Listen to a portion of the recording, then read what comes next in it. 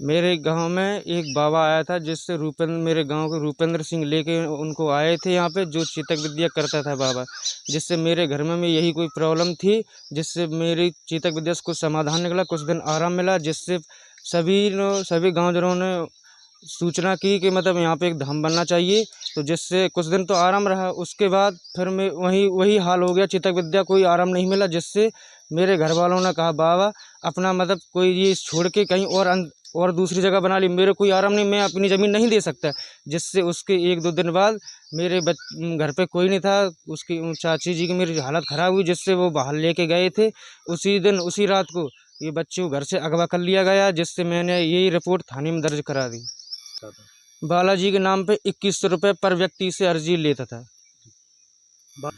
व्यवस्था कुछ नहीं करता, बस उन्हें झूठा दिलासा दे के उन्हें बस सहला फुसला देता था कि अब आप ठीक हो जाओगे, आप यहाँ पे आके 5 फेरी लगाओगे जिससे आराम मिलेगा। जिससे आराम नहीं मिलता था तो आदमी 1-2 फेरी लगा के चला जाता है। वो सोच लेता था कि यहाँ कोई तांत्रिक विद्या कोई नहीं जानता है। जी, बाबा चेतक विद्या जो जानता था, कब लगभग कितने समय से गांव में रह रहा है? ये कम से कम 6 महीने हो गए। 2 महीने रूपेंद्र के घर पे भी रहा है, उसके बाद 4 महीने हमारे ज़मीन पे भी रहा है। ये झुग्गी झोपड़ी बाबा ने बनाई है, यहाँ लोगों को तातार लगे रहते थे, शनिवार और मंगलवार को दरबार लगाते थे जी। कितने भक्त आते थे? ये शनिवार मंगल को कम से कम 40 से 50 हर शनिवार हर मंगलवार को यहाँ पे आदमी आते थे। प्रत्येक व्यक्ति से 2100 रुपये लेते थे? प्रत्येक व्यक्ति से 2100 रुपये लेते थे। अगर कोई व्यक्ति 2100 रुपये नहीं देता था तो उनको वो मना कर देते, मैं नहीं कर पाऊँगा। क्या नाम है तुम्हारा? हमारा नाम अनुज साक्कर।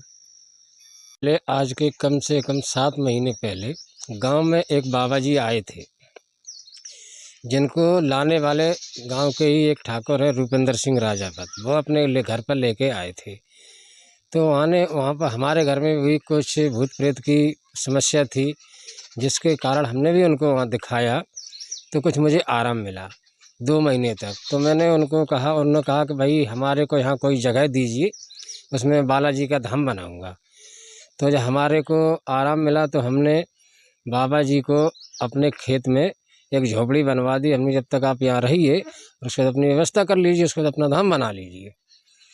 उसके बाद में फिर 15-20 दिन बाद फिर वही हाल हो गया, फिर परेशान होने लगी, तो फिर उसने ठीक किया। उसके बाद में फिर ये दिन रात में सब पूरे गांव में जाने लगा, इधर उधर जाने लगा, पूरे क्षेत्र में जाने लगा। और इसका इतना यहाँ पे मतलब क्या बढ़ा पब्लिसिटी कि यहाँ पर 2100 रुपये फीस ले करके यहाँ 50-50 भक्त डेली के आने लगे। उसके बाद में मुझे कुछ इसकी गलत प्रक्रियाएं समझ में आई। ये बोलने लगा कि तुम्हारा गांव ऐसा है, तुम्हारा गांव वैसा है, तुम्हारे गांव की ये जनी ऐसी है, तुम्हारे गांव की ये ऐसी है। तो मुझे कुछ इस पर संदेह हुआ, तो मैंने इससे कहा भाई मेरी जगह खाली कर दीजिए और आप चाहे यहाँ चले जाइए। उसके बाद में इसने तंत्र विद्या फिर मेरे घर पे छोड़ दिया। जब मैं बाहर से आया यहाँ पे तो वही हाल मुझे मिला। तो मैं 3 दिन तक परेशान रहा, कहीं इस हॉस्पिटल कहीं वो हॉस्पिटल घूमता रहा। और दूसरे जगह मैंने कुछ अपना समाधान करवाया। मैंने समाधान करवा करके फिर मैं आया यहाँ पे हमने कहा अब इसको भगाते हैं। तो मैं 3 दिन बराबर आया, लेकिन वो नहीं मिला। कहीं गांव के किसी घर में कहीं चला गया, कहीं चला गया, लेकिन मुझे नहीं मिला यहाँ पे आकर के। और जिस दिन मैं फिर भिंड चला गया एक दिन ले करके अपनी पत्नी को, उसने रात में कुछ एक दिन कोई अपना गांव का ही कोई सुदिया लगा करके कैसे क्या करके और एक 4 व्हीलर गाड़ी ले करके आया और मेरी बच्ची को अगवा करके और यहाँ से ले गया।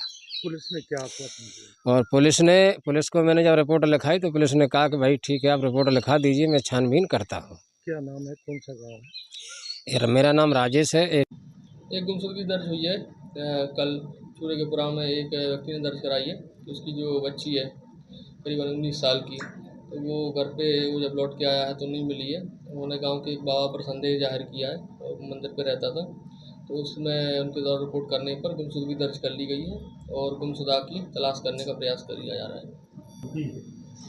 इन तथ्यों की जाँच करा लेंगे और जो भी आवश्यक कार्रवाई होगी उसमें कार्रवाई की जाएगी।